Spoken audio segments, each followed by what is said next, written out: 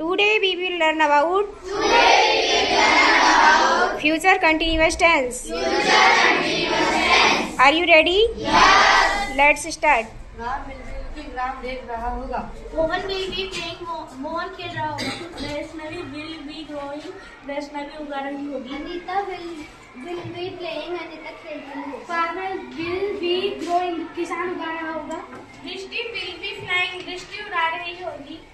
Anshika will be reading. Anshika पढ़ रही होगी। Researcher will be researching. खोजकर्ता खोज रहा होगा। Mechanic will be working. मिस्त्री काम कर रहा होगा। Robot will be walking. Robot चल रहा होगा। Police will looking. पुलिस देख रहा होगा।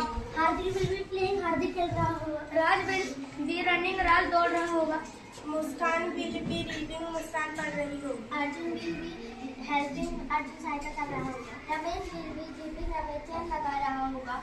Ayushi will be saving. Ayushi बचा रही होगी।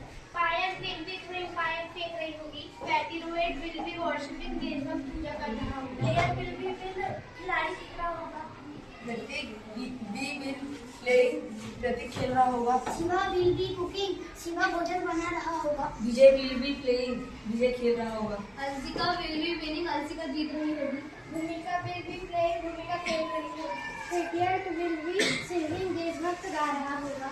निधि will be adding. निधि जोड़ रही होगी। Ram will be meeting. Ram पीट रहा होगा।